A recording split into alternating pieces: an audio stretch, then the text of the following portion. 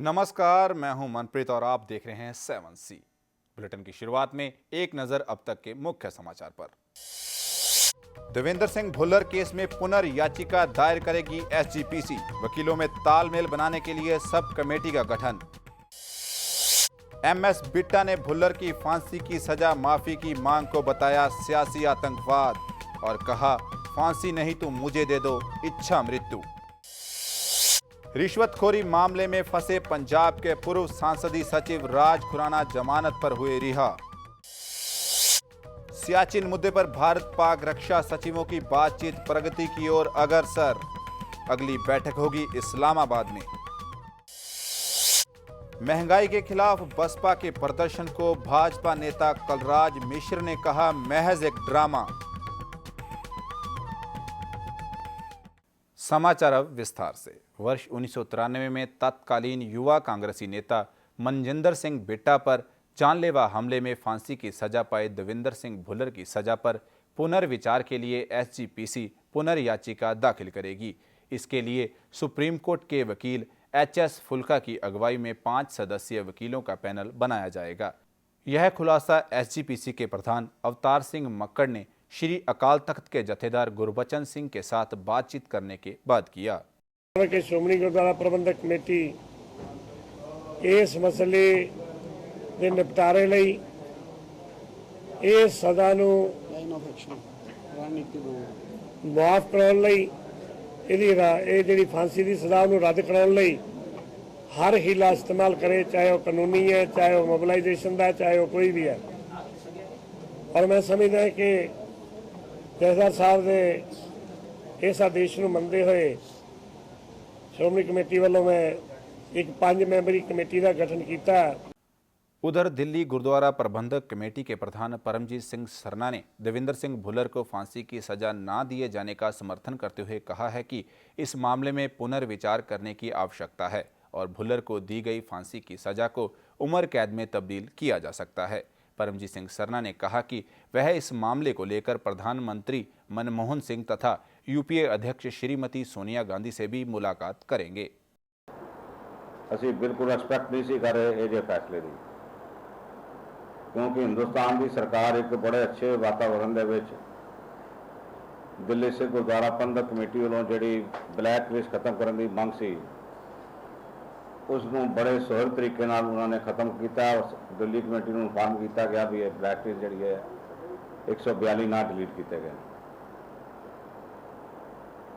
एक तो वो गल सी उस माहौल दे विच प्रेजिडेंट को अपनी हाले एक्सैप्टेंस नहीं सी, रिजेक्ट नहीं सी करनी चाहिए।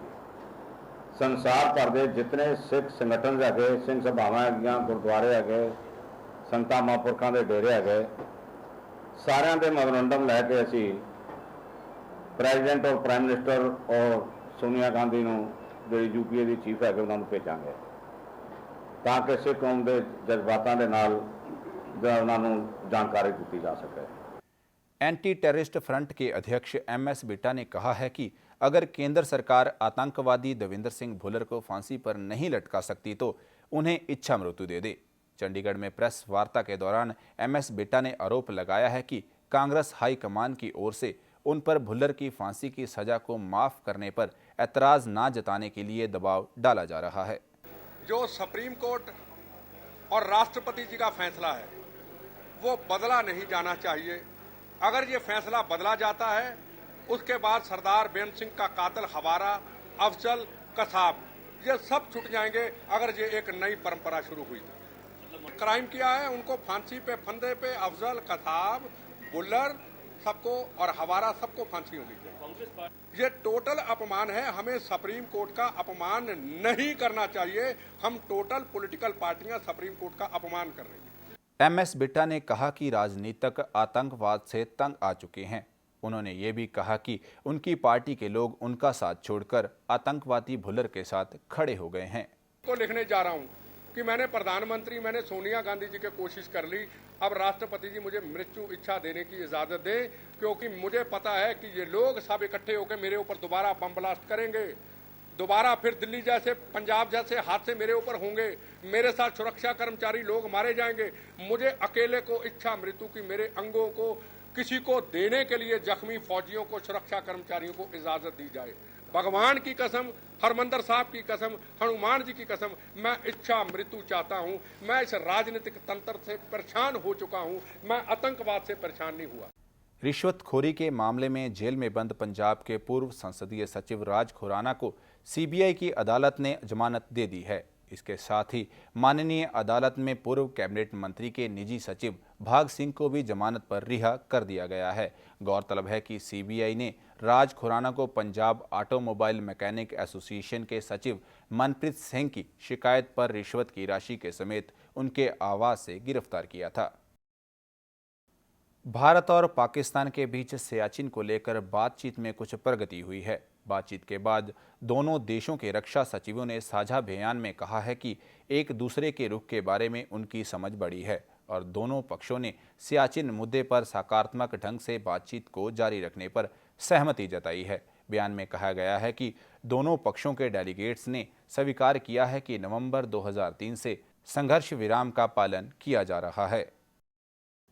भारतीय जनता पार्टी के उपाध्यक्ष कलराज मिश्र ने बसपा द्वारा पेट्रोल मूल्य बढ़ोतरी के खिलाफ किए गए रोष प्रदर्शन को महज एक सियासी ड्रामा बताया है। उन्होंने कहा है कि देश में बढ़ रही महंगाई के लिए कांग्रेस और बहुजन समाज पार्टी दोनों बराबर के हिस्सेदार हैं। बहुजन समाज पार्टी ने यूपीए गवर्नमेंट के विरुद्ध पेट्रोल और डीजल के मूल्य के वृद्धि के प्रश्न को लेकर लोकसभा में जब कट मोशन लाया गया था तो उस समय यूपीए गवर्नमेंट का साथ दिया था। लखनऊ में पत्रकारों से बातचीत के दौरान कलराज मिश्र ने बुंदेलखंड के मुद्दे पर बोलते हुए कहा है कि केंद्र सरकार को चाहिए कि बुंदेलखंड को सूखाग्रस्त राज्य घोषित करे। बुंदेलखंड के अंदर खनिज संपदा है, कुछ क्षेत्र ऐसे हैं जो खेती के दृष्टि से उपयोगी हो सकते हैं। प्रधानमंत्री ने कहा कि गैर कांग्रेसी सरकारों ने अब केवल बुंदेलखंड के किसान को ही नहीं तो पूरे प्रदेश के किसान के साथ मायावती सरकार भी और केंद्र सरकार भी धोखाधड़ी कर रही है। 2012 के परिणाम के आधार पर भी आगे क्या करेंगे इस प्रकार के भी इनके क्रम चलने वाले हैं। इनकी लूट इसी तरीके से चालू रहने वाली है। और अब रुख करते हैं रामपुर, जहां पर बहुजन समाज पार्टी के विधायक काजिम अली खान ने महंगाई के खिलाफ बैलगाड़ी पर बैठकर रोष प्रदर्शन किया। विधायक के अनुसार अगर पेट्रोल पदार्थों पर कीमतें बढ़ती रही तो एक दिन जनता को बैलगाड़ी का ही सहारा लेना पड़ेगा। देश में बढ़ती महंगाई व पेट्रोल मूल्य वृद्धि को लेकर बहुजन समाज पार्टी के प्रदेश व्यापी धरने का नजारा रामपुर में कुछ हटकर दिखाई दिया। यहां बसपा विधायक नवाब काजिम अली खान उर्फ नवेद मियां ने बैलगाड़ी चलाकर विरोध प्रदर्शन किया। और जब नवाब साहब बैलगाड़ी चला रहे हों तो फिर सवारी कौन नहीं करना चाहेगा। जी हां, यहां भी लोग इतने उतावले थे कि लोग बैलगाड़ी से गिरने लगे। बसपा का काफिला केंद्र विरोधी नारे लगाकर विधायक की बैलगाड़ी के पीछे पीछे निकला और अपना विरोध प्रदर्शन किया। इस अवसर पर बसपा विधायक नवाब काजिम अली खान ने मीडिया से बातचीत करते हुए कहा कि वो जनता की बात को केंद्र सरकार तक पहुंचाने के लिए यह प्रदर्शन कर रहे हैं और उन्होंने कहा कि आने वाले चुनाव को लेकर केंद्र फिर से कोई चाल खेलेगी। कल पेट्रोल की कीमतें बढ़ाई गई थी, उसके बाद डीजल की बढ़ेंगी और आम चीज़ों की बढ़ेंगी, जिसका बोझ सबसे ज़्यादा जनता पे पड़ेगा।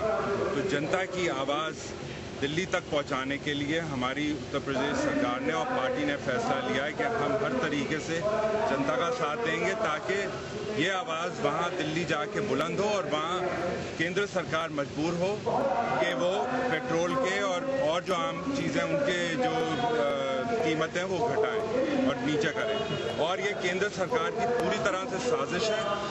सतपाल सिंह, 7C, रामपुर। वक्त हो चला है एक छोटे से ब्रेक का। ब्रेक के बाद फिर हाजिर होते हैं। आप देखते रहिए 7C।